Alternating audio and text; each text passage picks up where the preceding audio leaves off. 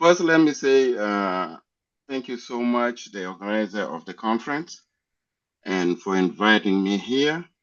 I really enjoy the presentations of the few individuals that presented first. I didn't have no questions in the beginning, but as I was listening, I know that some of the topics I will be covering in my presentation here. Thank you, Dr. Al-Shani, for follow up with me. I'm here in the state of Tennessee, the city of Nashville.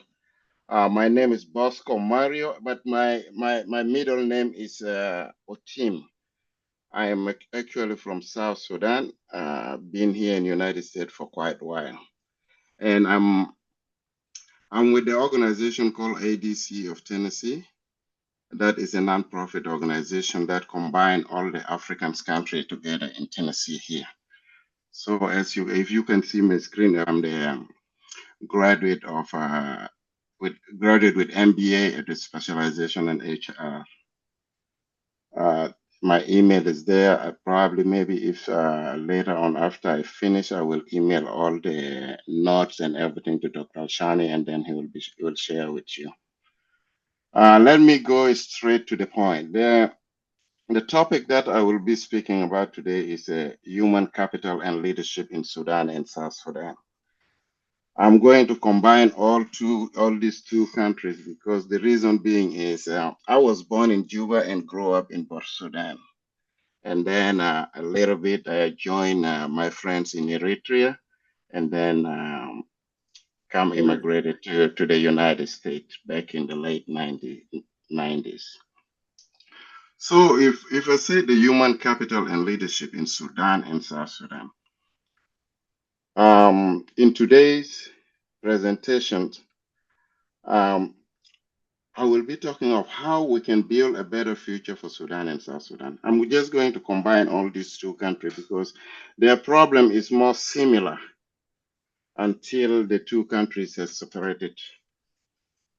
I believe that the secret to improvement lies in two key areas: the people themselves and the strong leadership of these two countries. If I say the people themselves, what do I mean by the people themselves? I mean the skill, knowledge, passion, and essentials that are driving the change for these two countries. While on the other side, also, we need effective leadership that provide the guidance necessary to navigate through these challenges that these two countries are having with the knowledge and talent that we have on the human and on the people of Sudan and South Sudan. So this journey isn't just about the idea of human capital or knowledge in South Sudan. It is about the real people like you and me, the citizen of Sudan and South Sudan, and all the communities abroad, if we refer as diaspora. I think together we have the power to create a meaningful change for these two beautiful countries that we love. So, ladies and gentlemen, let me explore to the next slide so I can keep the time because I know Dr. Shan in a few minutes will say, Bosco, your time is off. So let me go a little bit before I start about Sudan and South Sudan. Let me go a little bit background about Sudan and South Sudan, just briefly. We all know that Sudan and South Sudan have endured many years of conflicts, struggle, and tough time. It hasn't been easy for anyone who is involved. However, despite all of these challenges, I truly believe that real hope lies within our people and our leaders. When I refer to human capital as the title of this discussion today here, I mean the unique skills, knowledge, and talent that each person carry inside them. If you carry a knowledge and talent inside you and then you did not utilize it, use it outside for your country, then I think you are not participating as somebody who is in love with his country and want the peace and prosperity for your country. Why do I say that? Let me pick the part of leadership. Leadership play a crucial role in these equations. It is about those individuals, like those of Al-Shahi here, organizing this beautiful conference, who can unite us, guide us in the right direction. Imagine the potential that we could unleash if we could bring all this, the best out of everybody, the best out of every citizen of Sudan and South Sudan. What will we do? We will inspire hope and drive progress in both countries. Together, this combination can change everything. That is what I want to discuss today, how we can make this vision a reality. With that, also let us know that human capital comes with its challenges for these two countries. I put it in three categories. Category number one, I put lagging. Number two is struggling. Number three, needing. With the lagging, I means we are lagging in education, health, and institutional capacity. In struggling, we are struggling with conflict and political instability. In needing, we are needing effective leadership to harness the human potential. We have some significant challenges to overcome. The schools, hospitals in these two countries are not meeting the minimum standard of our community. Many children are not receiving quality educations. Access to health care is very limited for many people. Our institutions, governments, government offices, court system, lacking necessary tools and personnel to perform these functions effectively. In addition to that, the ongoing conflicts and political issues complicate this problem even further. That is when we need strong leaders who can unite us and leverage this talent that we have to build a better future for these two countries that we love so much. Without effective leadership, even the most skilled individual cannot make any meaningful progress. These are the hurdles that these two countries are facing. But I firmly believe that we can overcome them by working together to balance the economy of the country, of these two countries. We can create a brighter future for all of us. So let me move fast to my third slide. My third slide here will talk more about the diaspora, you people that are sitting in that room, plus me and the rest of them. The key of the human capital in the people of diaspora. What do we have to offer to these two beautiful countries that we love, especially the citizens of Sudan and South Sudan? Here is something really hopeful regarding the diaspora for Sudan and South Sudan. Many Sudanese and South Sudanese people are living abroad all over the globe. You mentioned it, Europe, UK, Asia. I travel, even in China when I went last year. I found Sudanese there. I was not expecting that. And then all of these people that are there are very smart people, educated, contribute contributing to various important jobs in the country where they're residing now. Imagine we have having experience. We have experienced a lot by living in these developed countries. We have learned valuable lessons about how systems operate, including how school and hospital function and how governments are organized. These are the things that if we go back home, I think these are the things, the good things that we should take. Some of you here have even become teachers, professors in the very top universities in the United States, UK, everywhere. And that is truly remarkable. If we can connect with this all individual, the citizens of these two beautiful countries that residing abroad, learn from their experience, and bring that knowledge back home, we have the potential to achieve very good things and make our country beautiful as this country that we are residing in now. In addition, the diaspora, you people play a very vital role. Even though if you like or you don't like, but there are some things that will be just in default. You have to help your family back home. By sending money from here back home, you're strengthening up the economy of the country. You're supporting the families at one and strengthening the economy of the country. And you are contributing to many, many, many projects. Look at this voice here in this room. This is an advocacy effort. So you are significant parts of solution to these challenges that we have in our country. I'm currently working on some data that I will bring out soon, maybe in the next conference if I will attend. You will be amazed with the information that will come out. Now, as we talk that what diaspora is equipped with, let me go to the power of human capital to overcome these challenges that these two countries are facing. Put something here called H-1B visa of the United States, but I'm going to skip that one. I will discuss that one in conclusion. But now, Dr. Al-Shahi, I will make sure I keep my time. So let me say, education. Education is the key to unlock all of this potential. Many members of our diaspora hold a skilled job in countries like UK, United States, Australia, Canada, you name it.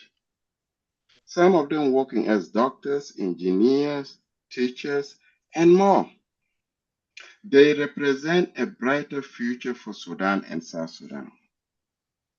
If we can bring their knowledge, expertise back home, we can witness significant growth.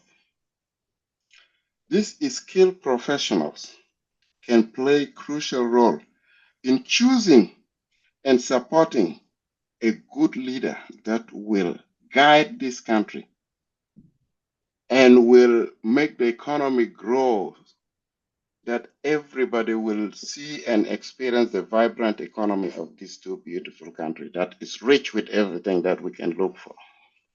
Beyond leadership, you people can contribute to many, many projects that I have seen and advocacy for justice and fairness in every community. I have some videos that I will show maybe in the future, but that will talk more about this example and will remind us about the human capital that we will need. And it is not just about the word, the human capital, that fancy terms. We need to represent the real meaningful change with the idea and the knowledge. We've been long enough outside here. Now, if we talk about human capital, let us see who has a role to make it to become a reality. As a citizen, you have a role. And as a leader, you have a role. And as a citizen who is living abroad also has a role. What kind of leaders that we will talk about? I don't want to talk about the leaders because in Sudan nowadays, or South Sudan, if you talk about leader, people refer it as a president, big top leaders. But leaders start from the community. That's what we are doing now. Somebody who guide us and organize this program. This is part of the leadership. The leader should be visionary. They need to see the bigger picture and actively work toward peace and development. That is the topic of today. Peace and development for our country. And on the other part, the citizens should participate actively. This room is supposed to be full if we love our country that we are here today talking about. This room should be full. We should activate, we should participate actively by learning, helping one another, and supporting peace efforts within the community that is outside here. Then we can transfer that back home. Our diaspora friends here can also play a very, very important role from abroad by sharing their knowledge and investing in their home country.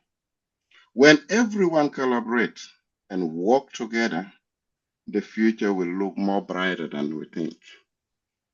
So now, there are the previous speakers, they spoke earlier, and I had some questions that also Dr. Al-Shani asked, um, and some names of the leaders that were been mentioned, like Mohammed, Omar al-Bashir, Turabi, and the rest of them. Those leaders, they have the negative parts of them, and also as a human being, they have the positive parts. But I will pick two leaders. I will pick Dr. John Garang Mabior, and I'll pick Dr. Hassan Al-Turabi. I was going through their videos and looking for some of their speech.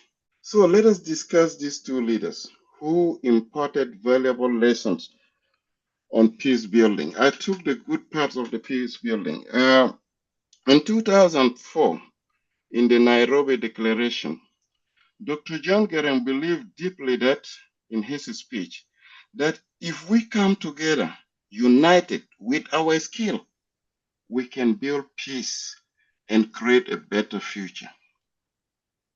His message emphasized the importance of teamwork, hope, and believing in ourselves.